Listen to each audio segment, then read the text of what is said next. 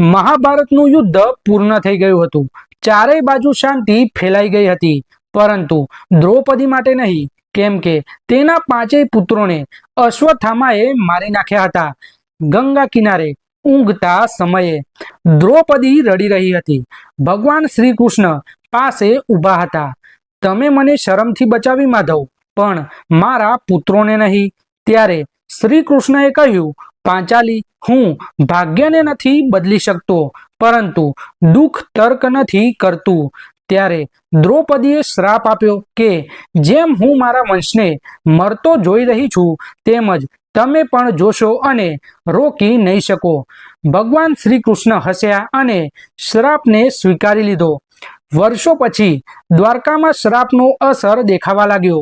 સાંબે ઋષિઓનો મજાક ઉડાવ્યો અને ઋષિઓએ શ્રાપ આપતા કહ્યું કે લોખંડની ગદા ઉત્પન્ન થશે, જે તમારો વંશ નષ્ટ કરી નાખશે। નશામાં ધૂત યાદવો એકબીજા સાથે લડવા લાગ્યા। અભિમાન, અહંકાર અને ભાગ્યએ બાકીનું કામ પૂર્ણ કર્યું। ભગવાન કૃષ્ણ ઝાડના નીચે આરામ કરી રહ્યા હતા। એક શિકારીના તીરે તેમની સાંસારિક યાત્રાને સમાપ્ત કરી દીધી। સમુદ્રની ઊંચી લહેરો ઉઠી અને સ્વર્ણ દ્વારકાને લઈ ડૂબી, કેમ કે જ્યારે અભિમાન ધર્મની જગ્યા લઈ લે છે, તો દેવતાઓને પણ ઝૂકવું પડે છે। મિત્રો, વિડીયો પસંદ આવ્યો હોય તો લાઈક કરીને શેર જરૂર કરી દેજો। ધન્યવાદ।